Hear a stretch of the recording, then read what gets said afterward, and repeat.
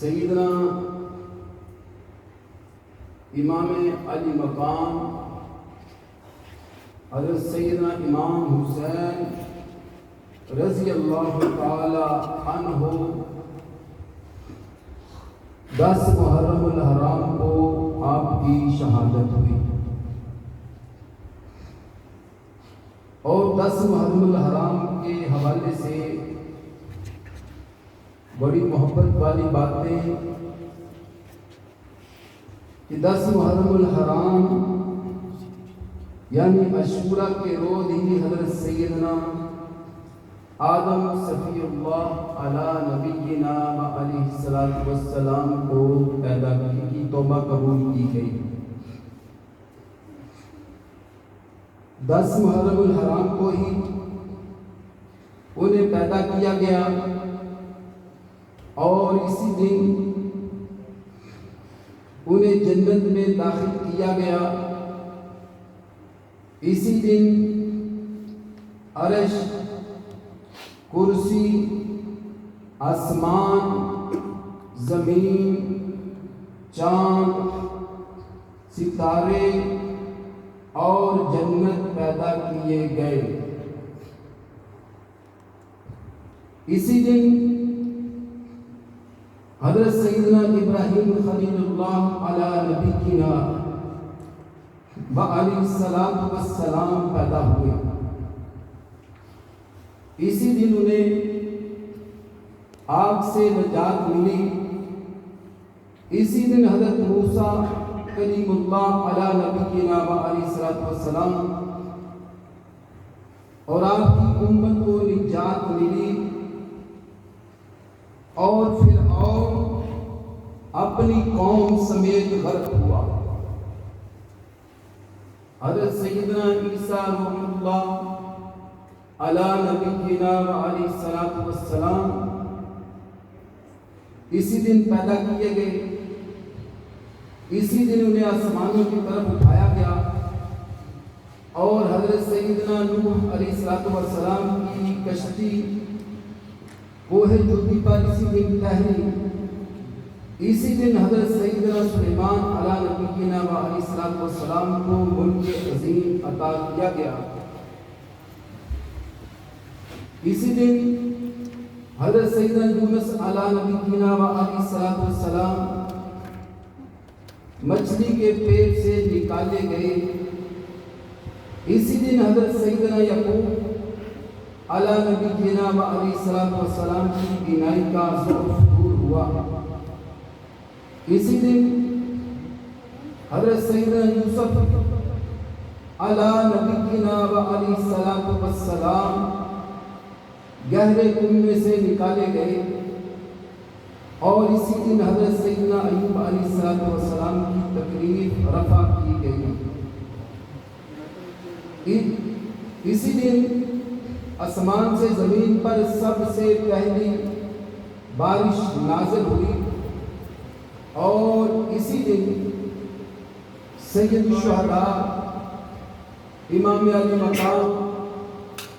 حضرت امام حسین رضی اللہ تعالی عنہ کو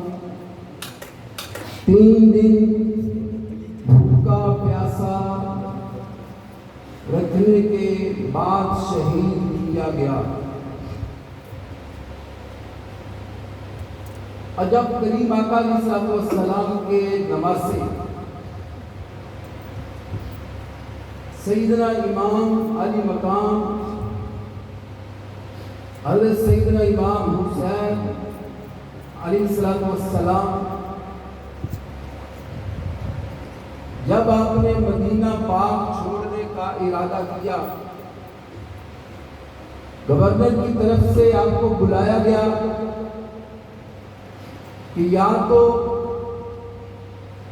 یزید کے ہاتھ پر بیعت کر دو، تو یا پھر لڑنے کے لیے تیار ہو جاؤ۔ چونکہ آپ جانتے تھے یزید کو، وہ شرابی تھا، ظالم تھا، جباری تھا، اور شریعت کی حدوں کو اس نے پامال کر دیا تھا، اور واقعہ کربلا کے بعد بھی جو اس نے مسجد نبوی شریف کی بے حرمتی کی، 3 دن تک مسجد نبوی شریف میں نماز نہیں ہوئی، خچر باندھے گئے، گھوڑے باندھے گئے، مسجد نبوی شریف کی بے حرمتی کی گئی، پھر کعبہ شریف پر حملہ کیا، کعبہ شریف کا غلاف جلایا گیا، اور جو میدہ جنت سے اللہ پاک نے حضرت اسماعیل علیہ السلام کی جگہ پر بھیجا تھا، اس کے مبارک سینگ تھے، وہ بھی اس کے حملے سے جل گئے۔ تو الغرض امام عالی مقام رضی اللہ تعالی عنہ نے یہ جواب دیا کہ میں ایسے فاسق فاجر کے ہاتھ پر میں بیعت نہیں کر سکتا۔ جب اسرار زیادہ بڑھنے لگا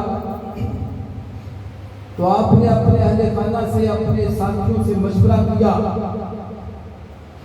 اور 82 نفوس پر مشتمل یہ قافلہ، 82 لوگوں پر مشتمل یہ قافلہ آپ نے مدینہ پاک چھوڑنے کا ارادہ کر لیا۔ کوفہ والوں کی طرف سے بے شمار خطوط آپ کے پاس آئے کہ آپ ہمارے پاس تشریف لائیں، ہم آپ کے ہاتھ پر بیعت کرنا چاہتے ہیں، ہم یزید کی بیعت نہیں کرنا چاہتے، اور طرح طرح کی باتیں لکھی کہ اگر آپ ہمارے پاس تشریف نہیں لاتے تو کل بروز قیامت ہم اللہ کی بارگاہ میں آپ کے خلاف شکایت کریں گے۔ آپ نے اپنے چچا دار حضرت عثمان بن عقیل رضی اللہ تعالیٰ عنہ ان کو بھیجا، وہ اپنے 2 صاحبزادوں کے ساتھ گئے تو 40,000 لوگوں نے ان کے ہاتھ پر بیعت کی۔ آپ نے قاصد کو روانہ کیا کہ امام علی مقام رضی اللہ تعالی عنہ کو بتایا جائے کہ یہاں کے لوگ واقعی آپ کے ساتھ محبت کرنے والے ہیں اور یزید کی مخالفت کرتے ہیں، آپ کے ہاتھ پر بیعت کرنا چاہتے ہیں۔ جب قاصد نکل آیا تو وہاں کے لوگوں پر یزید نے پریشر ڈلوایا اور انہوں نے اپنا ارادہ بدل دیا اور حضرت امام مسلم بن عقیل رضی اللہ تعالیٰ عنہ اور آپ کے صاحبزادوں کو شہید کر دیا۔ تو جب امام علی مقام رضی اللہ تعالیٰ عنہ نے مدینہ پاک چھوڑنے کا فیصلہ کیا اور رات کو آپ نے اپنی ہمشیرہ کو لیا اور کریم آقا علیہ السلام کی بارگاہ اقدس میں حاضر ہو گئے۔ اب مدینہ پاک چھوڑنا، آپ سب احباب جانتے ہیں جنہیں اللہ پاک نے جن پر یہ کرم کیا ہے کہ مدینہ پاک کی حاضری جنہیں نصیب ہوئی، کہ یہ کتنا مشکل کام ہے۔ جب کوئی مدینہ پاک چھوڑتا ہے حاجی یا عمرہ کرنے والا یا کوئی زائر، جب مدینہ پاک چھوڑتا ہے تو اس کی جو کیفیت ہوتی ہے، جو اس کی حالت ہوتی ہے، وہ ناقابل بیان ہوتی ہے۔ اس کا دل تڑپ رہا ہوتا ہے کہ شاید اب دوبارہ محبوب کی بارگاہ میں حاضری کا موقع ملے گا نا، وہ مدینہ کہ جس کی مٹی میں بھی شفا ہے،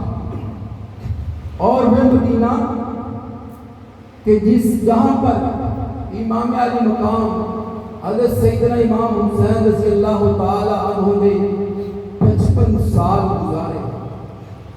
جہاں پر امام الانبیاء علیہ السلام کا مبارک روزہ ہو، جہاں پر ان کی والدہ محترمہ کا روزہ انور ہو جنت البقیع میں، وہ کتنا مشکل ہوگا کہ مدینہ پاک کی جو محبت ماں بین بیتی ومنبری روضۃ من ریاض الجنہ، کریم آقا صلی اللہ علیہ وسلم نے ارشاد فرمایا کہ میرے روزے اور حجرے کے میرے روزے اور منبر کے درمیان جو جگہ ہے جسے ریاض الجنہ کہا جاتا ہے، فرمایا یہ جنت کے باغوں میں سے ایک باغ ہے، روضۃ من ریاض الجنہ، کہ جنت کے باغوں میں سے ایک باغ ہے۔ تو وہ مدینہ پاک چھوڑ کر جانا امام علی مقام کے لیے کتنا مشکل تھا کہ ہم تڑپتے ہیں وہاں پر جانے کے لیے، وہاں سے فیض حاصل کرنے کے لیے۔ ایک راوی نبی اکرم صلی اللہ علیہ وسلم کے وصال مبارک کے بعد نبی اکرم صلی اللہ علیہ وسلم کی مبارک قبر پر حاضر ہوتا ہے، آ کر عرض کرتا ہے یا رسول اللہ صلی اللہ علیہ وسلم، آپ کا ارشاد گرامی ہے کہ اللہ پاک نے ارشاد فرمایا وَلَوْ أَنَّهُمْ إِذْ ظَلَمُوا أَنفُسَهُمْ جَاءُوكَ فَاسْتَغْفَرُوا اللَّهَ وَاسْتَغْفَرَ لَهُمُ الرَّسُولُ لَوَجَدُوا اللَّهَ تَوَّابًا رَحِيمًا۔ یا رسول اللہ صلی اللہ علیہ وسلم، اللہ کا قرآن ارشاد فرماتا ہے کہ اگر تم اپنی جانوں پر ظلم کر دو تو محبوبیت تیری بارگاہ میں آ جائے، جاؤ محبوب تیرے در پر حاضر ہو جائے، فاستغفر اللہ، اللہ سے استغفار کرے، اللہ کے حضور ندامت کا اظہار کرے، سچے دل کے ساتھ توبہ کرے، واستغفر لهم الرسول، محبوب آپ ان کے حق میں شفاعت کر دیں، لوجد اللہ توابا رحیما، آپ اپنے رب کو بڑا رحیم پائیں گے، وہ ان کی توبہ کو قبول کرے گا، ان کے گناہوں کو معاف کر دے گا۔ وہ رب بھی کہتا ہے یا رسول اللہ صلی اللہ علیہ وسلم، مجھ سے گناہ سرزد ہو گیا، میں اپنے آپ پر ظلم کر بیٹھا، یا رسول اللہ صلی اللہ علیہ وسلم، میں تو اس آیت مبارکہ کے تحت آپ کی بارگاہ میں حاضر ہو گیا ہوں، اور مزار انور سے مٹی اٹھا کر اپنے سر میں ڈالتا ہے کہ میں نے اپنے اوپر ظلم کر دیا۔ تو روزہ انور سے آواز آئی کہ اللہ پاک نے تیرے گناہ کو بخش دیا ہے، اللہ پاک نے تیرے گناہ کو بخش دیا ہے۔ وہ مدینہ کے رسول، وہ مدینہ شہر امام علی مقام رضی اللہ تعالیٰ عنہ چھوڑ کر جا رہے تھے کہ آقا علیہ السلام کی آمد سے قبل، جس کا نام یثرب تھا، جس کی آب و ہوا ٹھیک نہیں تھی، لوگ وہاں پر جا کر بیمار ہو جاتے تھے۔ جب کریم آقا علیہ السلام تشریف لائے تو وہ مدینہ الرسول بن گیا، وہ دار الامن بن گیا، دار الشفا بن گیا، اس لیے کہ مدینہ پاک کو مکین کی نسبت حاصل ہو گئی۔ جو مکین کی نسبت حاصل ہو گئی، اور ہمارا عقیدہ ہے کہ جس جگہ پر نبی اکرم صلی اللہ علیہ وسلم تشریف فرمایا ہے، آرام فرمایا ہے، وہ جگہ عرش الہی سے بھی افضل ہے۔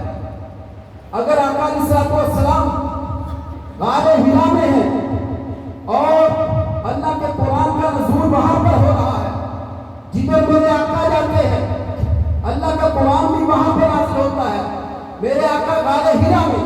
اللہ کا قرآن غار حرا میں نازل ہوتا ہے، میرے آقا غار ثور میں جاتے ہیں اللہ کا قرآن غار ثور میں نازل ہوتا ہے، میرے آقا حجرے میں تشریف فرما ہے، اللہ کا قرآن حجرے میں نازل ہوتا ہے۔ الغرض اگر میرے آقا مکے میں اللہ کا قرآن مکے میں نازل ہوتا ہے، اگر میرے آقا مدینے میں اللہ کا قرآن مدینے میں نازل ہوتا ہے، اور اگر میرے آقا مکے میں ہو اور اللہ کا قرآن مکے میں نازل ہو رہا ہو، تو جو قرآن نازل ہو، جو سورت مکے میں نازل ہو، اس سورت کا نام بھی مکی بن جائے، اور جو سورت مدینے میں نازل ہو، جو قرآن مدینہ پاک میں نازل ہو رہا ہو، اس سورت کا نام بھی مدنی بن جائے، اس لیے کہ مکان کی جو عظمت ہے وہ مکین کی وجہ سے ہوتی ہے۔ جب میرے آقا حنین میں تھے تو حنین افضل تھا، جب میرے آقا احد میں تھے تو احد افضل تھا، جب میرے آقا علیہ السلام بدر میں تھے تو بدر افضل تھا۔ اس لیے کہ آپ سب احباب جانتے ہیں کہ پہلی صف میں نماز پڑھنے کی کتنی فضیلت ہے؟ فرمایا اگر تمہیں پتہ چل جائے تو تم قرآن تازیاں ڈالو کہ پہلی صف میں نماز پڑھنے کا کیا ثواب ہے، کیا اجر ہے، کتنی فضیلت ہے۔ اب میں نے نماز اگر پڑھائی پہلی صف میں ادھر تو پہلی فضیلت کی سمجھ آ گئی۔ اگر میں تھوڑا سا 4-5 صفیں چھوڑ کر پیچھے چلا گیا، اب ادھر بھی جو پہلی صف ہوگی اس کی فضیلت وہی رہے گی۔ اگر ہم چھوٹے کمرے میں چلے جاتے ہیں تو جو پہلی صف کا ثواب ہے وہ ادھر بھی وہی ملے گا۔ اب ایک یہ چھوٹا سا امام ہے، یہ جدھر جاتا ہے وہ جو فضیلت ہے وہ قائم رہتی ہے۔ تو نبی اکرم صلی اللہ علیہ وسلم جس جگہ پر آرام فرما ہے وہ عرش الہی سے بھی افضل ہے۔ تو وہ مدینہ پاک چھوڑ کر امام علی مقام رضی اللہ تعالیٰ عنہ جا رہے ہیں۔ حرام کا شکار ہے، روکنے والے بھی روک رہے ہیں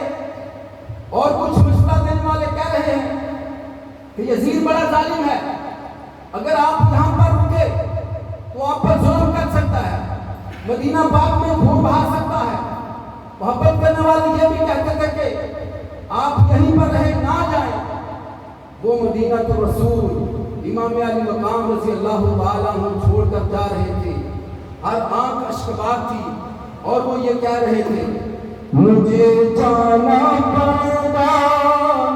عظمت اسلام کی خاطر، مجھے جانا پڑے گا عظمت اسلام کی خاطر، نہیں جاتا تو پھر ہے دل کے گھر کی آن جاتی ہے، تمہارا دین میری غیر پہ ایمان جاتی ہے، میں چاہتا ہوں کہ دنیا میں وفا کا نام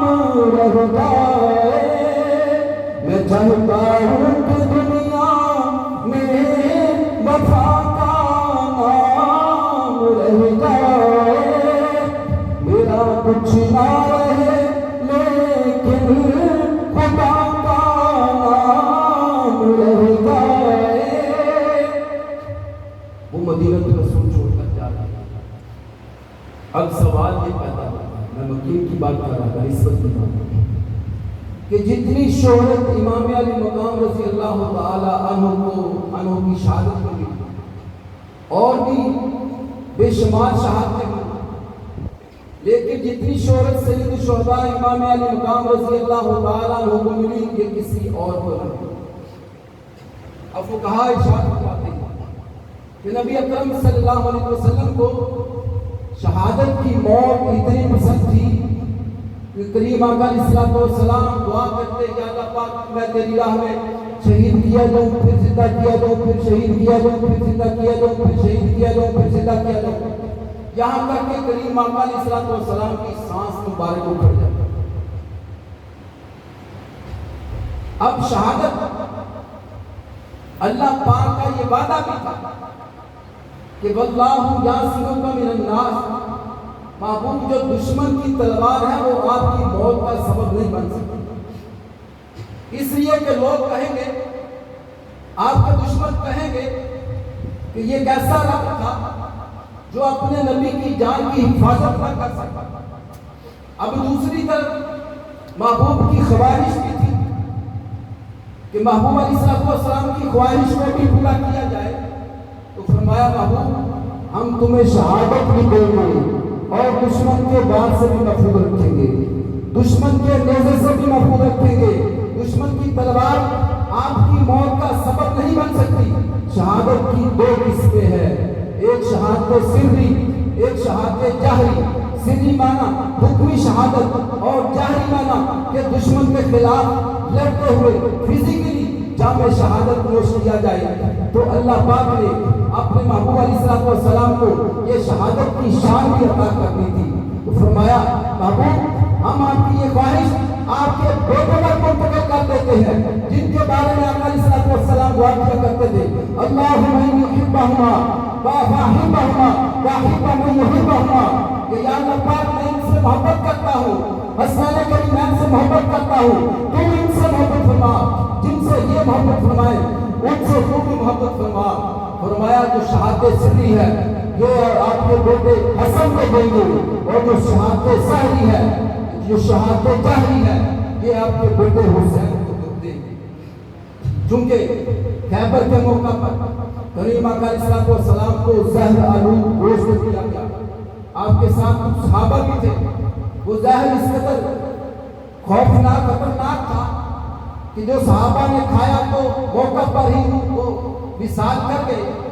لیکن آقا علیہ السلام نے وہ گوشت نابود فرمایا، اور اس کے بعد حضرت امام حسن رضی اللہ تعالیٰ عنہ آپ کی شہادت بھی زہر سے ہوئی، تو شہادتیں جو سری تھی وہ اللہ پاک نے امام حسن رضی اللہ تعالیٰ عنہ کی صورت میں آپ کو عطا کر دی۔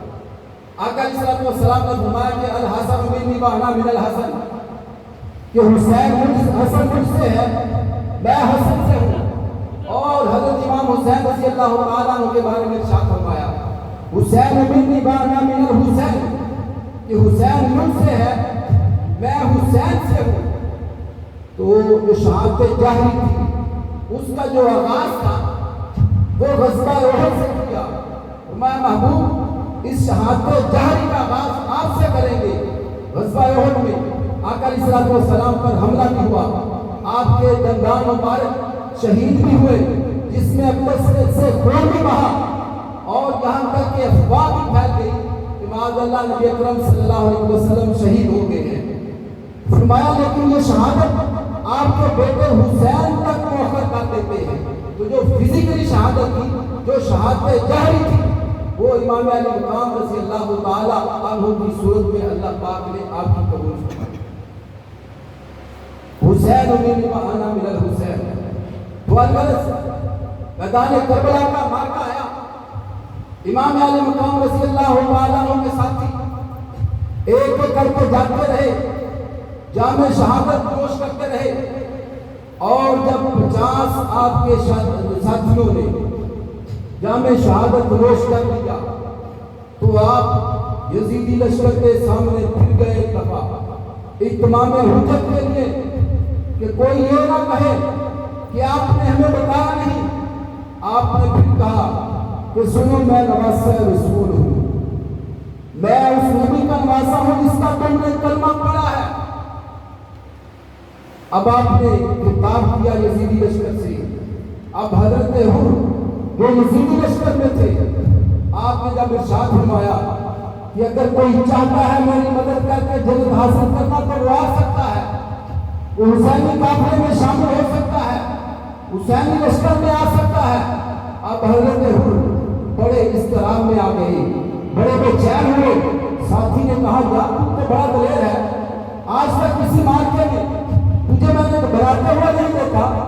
آج کیا ہو گیا کہ تیری یہ اضطراب کی کیفیت، یہ بے چینی کی حالت؟ اب حضرت حر کہتے ہیں کہ میرے ایک طرف جنت ہے، ایک طرف دوزخ ہے، ایک طرف نواسہ رسول ہے، ایک طرف حسینی لشکر ہے، ایک طرف یزیدی لشکر ہے۔ اب مجھے انتخاب کرنا ہے، گھوڑے کو ایڑی ماری اور حسینی لشکر میں شامل ہو گیا، اور امام علی مقام رضی اللہ تعالیٰ عنہ کی طرف سے لڑتے ہوئے یزیدیوں کو واسطے جہنم کرتے ہوئے جام شہادت نوش کیا۔ یہ نعرہ حر کا تھا، یہ نعرہ حر کا تھا، جس وقت شام مجھے شام سے نکلا۔ یہ نعرہ حر کا تھا، جس وقت فوجے شام سے نکلا۔ کہ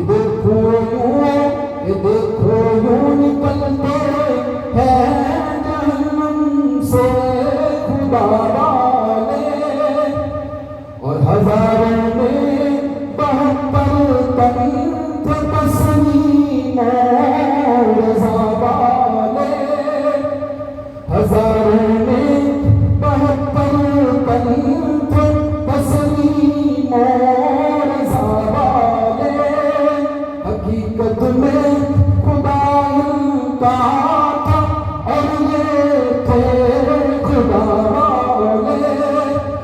اور کسی نے جب وطن پوچھا تو یہ حضرت نے فرمایا مدینے والے کہلاتے تھے اب ہیں کربلا والے اور حسین بن علی کی کیا مدد کر سکتا تھا کوئی یہ خود مشکل کشا تھے اور تھے مشکل کشا والے یہ خود مشکل کشا تھے اور تھے مشکل کشا والے دبائے بدگلسیاں پنج تن کے در سے ملتی ہے دبائے بدگلسیاں پنج تن کے در سے ملتی ہے زمانے میں یہی مشہور ہے دارو شفا والے فقہاء ارشاد فرماتے ہیں کہ امام علی مقام رضی اللہ تعالیٰ نے اپنی بصیرت سے دیکھ لیا تھا کہ حضرت ہند تھے تو گنتی لیکن دوستیوں کی صف میں کھڑے تھے تو آپ نے خطبہ ارشاد فرمایا کہ میں نواسہ رسول ہوں میں وہ حسین ہوں کہ جس کے لیے آقا علیہ السلام اپنے سجدوں کو ڈوبو دیا کرتے تھے جس کے بارے میں آقا علیہ السلام ارشاد فرماتے تھے کہ یہ حسن حسین جنتی پھول ہے فرمایا میں وہ حسین ہوں حضرت حر پر آپ کی باتوں کا اثر ہوا اور آپ حسینی لشکر میں آ گئے اور حسین تیری عظمت پہ قربان جائے تیری شان پہ قربان جائے تو نے حسین مرنے کو جینا بنا دیا تو نے حسین مرنے کو جینا بنا دیا کربل میں جا کے نقشہ باطل مٹا دیا کربل میں جا کے نقشہ باطل مٹا دیا اور قاری قرآن پڑھتے ہیں منبر پر بیٹھ کر قاری قرآن پڑھتے ہیں منبر پر بیٹھ کر نیزے پر تم نے قوم کو قرآن سنا دیا اور اے محمد اکبر اصغر ہوئے فدا اے محمد اکبر اصغر ہوئے فدا تو نے خدا کی راہ میں گھر کو لٹا دیا گھر کو لٹا دیا پھر جس دھن سے کوئی مقتل میں گیا جس دھن سے کوئی مقتل میں گیا وہ شان سلامت رہتی ہے یہ جان تو آنی جانی ہے اس جان کی تو کوئی بات نہیں کب یاد میں تیرا ساتھ نہیں کب ہاتھ میں تیرا ہاتھ نہیں وما علینا الا البلاغ المبین اذان ہوگی اس کے بعد سنتے رہنا